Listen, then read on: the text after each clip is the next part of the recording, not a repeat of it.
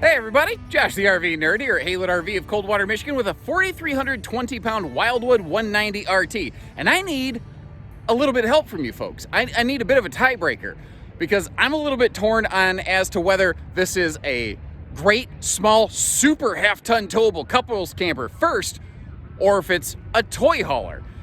And I think the true answer probably lies somewhere in between. It's a bit of a crossover. I call it a bit of a ramper camper. It's not an extra tall, extra wide, extra heavy, or extra expensive RV. It's actually something that fits very nicely within a lot of working man, working woman budgets. I call them Larry Lunch Bucket and Jane Six Pack. People like me who still punch a clock perhaps. But it's a really smartly appointed offering. It does a lot of very interesting things with the layout. It has a very good living room focus. It has amazing windows on the campsite to overlook your site. You've got that patio on the back where you can expand your living space without a slide out, because it's a no slide, easy kind of managing camper. This has the new heated enclosed armored Accessibelly, like the Big Brother full Wildwoods. There's a lot of really cool things going on here. But like I said, can you load stuff in it? Yeah, it's great. Like you can load a bike or two right up to one side, maybe a smaller four-wheeler in the back area between the kitchen and the wall. You've got long space for bikes, kayaks, things like that, bicycles, e-bikes. There's tote storage below. I mean, there's a lot going on in this little package. This thing is fun. Let me know what you think about it.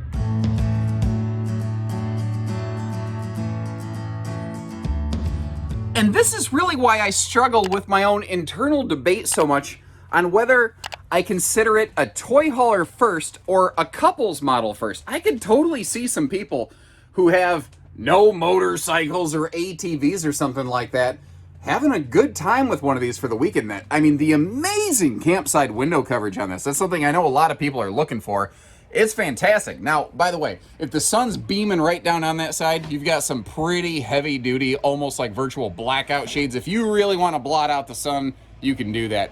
We do have centralized air conditioning here, helping keep you cool and comfortable. Obviously, you're probably going to want the ramp door closed if you're going to be utilizing that. But that's another cool thing about this. You have kind of a 3 seasons room effect. Now, you might have noticed in our earlier floor plan in a flash, there is one of those magnetic removable screen walls that comes included with this. It takes up a little bit of no space when you pull it down. I'll show you where I've got it stowed away. And you see that free floating table. I've got it out there in the patio right now because I think that'd be a really cool spot to just sit there, have a drink, and overlook my campsite. But you could just as easily move it over here in front of this bench. You've got USB plugs and household outlets, like great phone charging opportunities. And if you come over here and sit down, you see that this is an interesting thing. Almost every toy hauler almost always has the, like your 2 benches that this one has on the rear of the RV.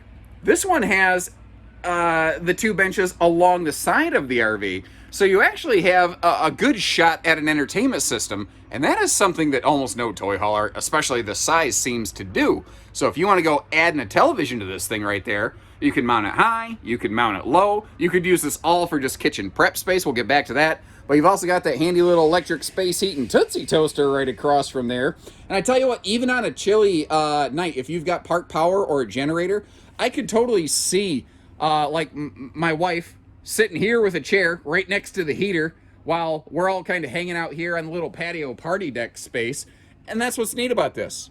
Nobody's really left out when you do it. And like I said, this is probably where I would want to hang out and spend the majority of my time. I'd have a drink sitting right here next to me. I'd have a chair or two overlooking my campsite. I'd be listening to some Brother Kane or some Alice in Chains or something. I don't know. That's just the way that I tend to rock out a little bit. But whatever music works for you. Joe Bonamesa, I don't care. All good stuff. Moving forward here, another look at that big giant super bench space right there. And what's cool about this is the different functions it can provide. Because it's so much more than just a place where a bunch of people can sit. Where a lot of toy haulers have the 2 benches, maybe they meet in the middle, maybe they don't. These go tip to tail, nose to toes. So you could still sleep a couple kids on there, or you actually have a nice long space that's wide enough it can actually fit an adult. And again, blurring the lines between toy hauler and couples camper, Wildwood includes a trio of these big stackable, almost like Russian nesting doll style storage totes down here. Now, they don't have to ride under those benches, And I think if you're going to load something in here, you'd probably move them, but you could easily slide them up in that, you see that pocket up there next to the master bed? Well, I don't know if they did it on purpose or not, but it is perfectly sized to get those totes up out of the way. You see how they can kind of self-stack into one another? Or you could kind of use a couple of these tie-downs to move them up to the nose of the trailer here by the bed and sort of tie them down so they're not flinging around in transit, then hide them under the benches once you get there. And when you get all that out of the way, you just get this nice, wide open cargo space. And again, it doesn't have to be like you got a street glide, you got a nice gold wing or something like that. You got tie downs all the way up to that front master bed. They got, what do we got? 1, 2, 3, 4, 5, 6, 7, 8, 9 tie downs in here, all the way to the front. So depending on where you're loading, what you're loading, it could be kayaks, it could be dog kennels. This would be a great little model to bounce around doing some dog showing, actually, especially when, you're not doing your show and you can do your prep space out here on the tailgate. Avoid getting that fluffy dog hair all over your nice camper. And you can actually have a decent kitchen, a decent living room when you're, between shows or anything like that. It could work for a lot of people. I like that skylight above. It does help open things up in here. So does that light color package. What do you think about that? These had the same brown everybody had before. And what I like is they didn't do like farmhouse. Like everybody does white with some kind of distressing. I call it just platinum. It's just a nice silver. It's just very attractive to me. It's simple, clean, smart, nice execution. I mentioned the air conditioner. I don't know if I mentioned that it's centralized though. That's a big deal. That'll help keep you a lot more comfortable around this thing. The kitchen space, you can see with all the good prep space here because they did extend that countertop below, I guess, the entertainment. Ooh, hello, Coca-Cola. We got ourselves the Barley Popinator 9000 series.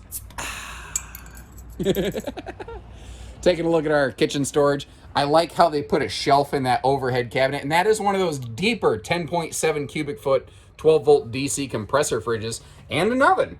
Some of these things in this class they like to do a lot of convections with no actual propane oven, and that drawer below the oven I think is really beneficial because there's not a lot of space in this floor plan to put drawers otherwise. That's a really important factor right there, I think.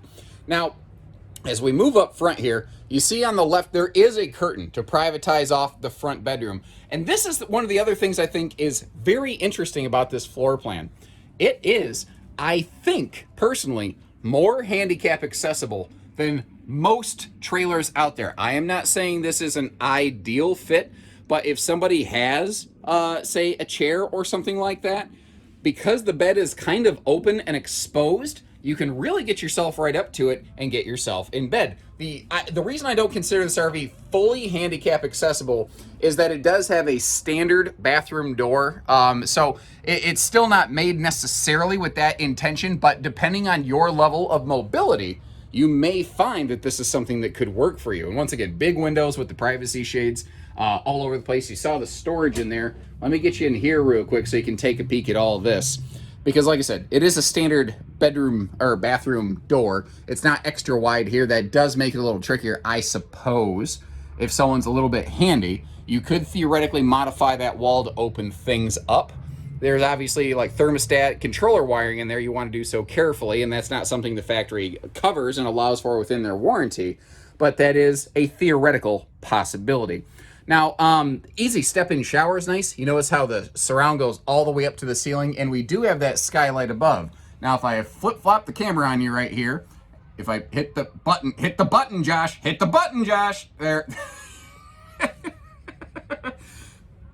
I missed the button a couple times. What you gonna do? Anyway, if I step right over in here, at my height, I'm about 6'3", for reference.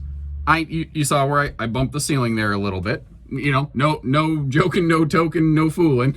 My head's in the bubble. It's just kind of a necessity here. And it is a little bit of a tight shower, but it's not the world's biggest camper. I wasn't expecting to have all of the room in the world. What about the potty yaddy yaddy? Catching me at my finest moment here. Giving you an idea, again, with long legs like mine, I've got, I might, depending on how long I'm going to be, I might be setting up shop in here. I don't know. Depends on if it's Taco Tuesday or not, or if it's Cheese Wednesday. But you can see I've got enough leg room in here. If you do need to get in here and spend some time, it's not bad. Actually, For a small bathroom, this cutaway right here, if this wasn't right here, I don't think this would work too well. I'm not saying it's the most fluffy friendly thing ever. I'm saying it's enough. It's a small camper. It's got a reasonable bathroom. It'll get the job done. And by the way, just so you can see the support under the bed here, also the fact that you've got those struts to make that easy lift. Since this is not a full pass-through, I'll talk about this again later, but I want to give you a couple different looks at it. It's a large storage compartment. It is easy to get to. Sometimes you might get to it from that outside door. Sometimes you might get to it from the inside door. I think I would almost put a little central partition in that middle support beam right there. What do you think about that?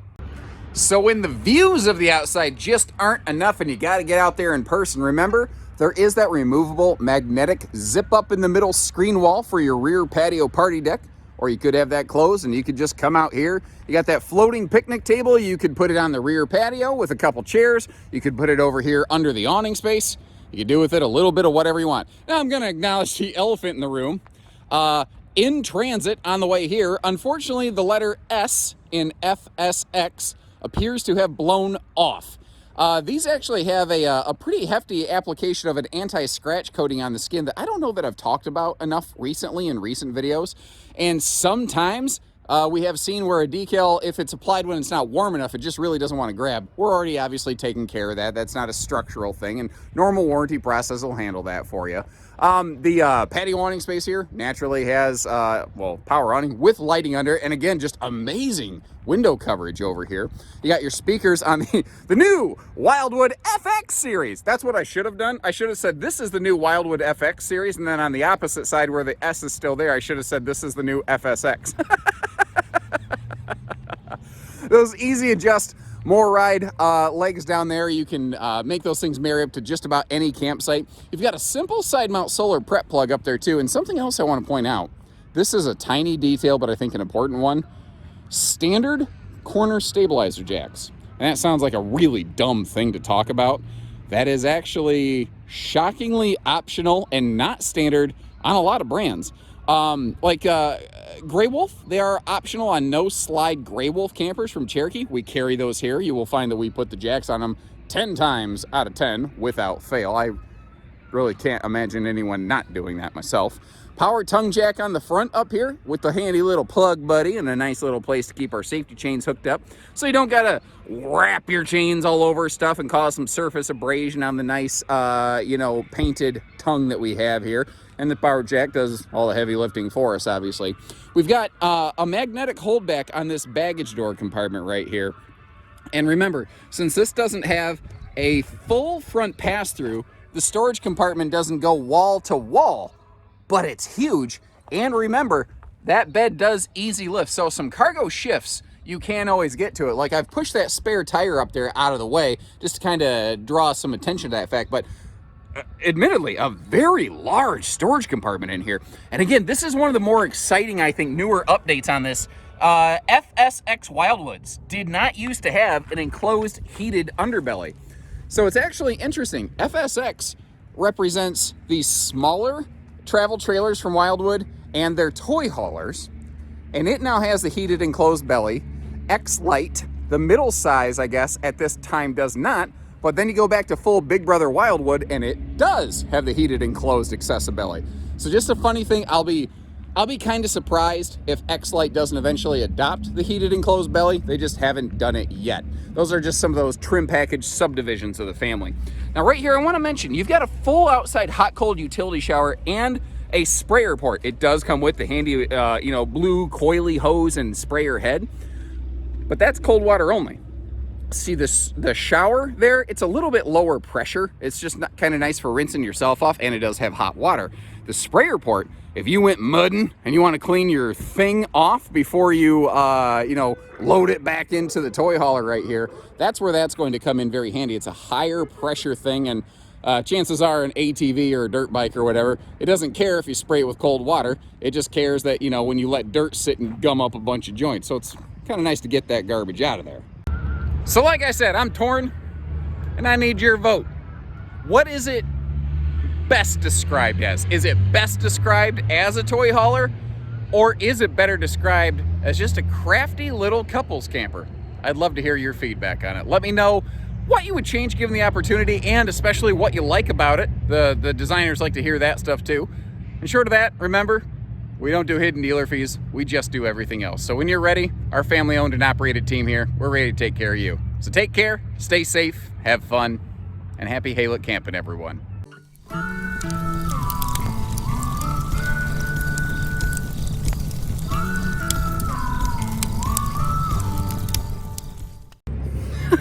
Look at the crazy dark sky background with a nice bright foreground on this. It looks like some Bon Jovi music video.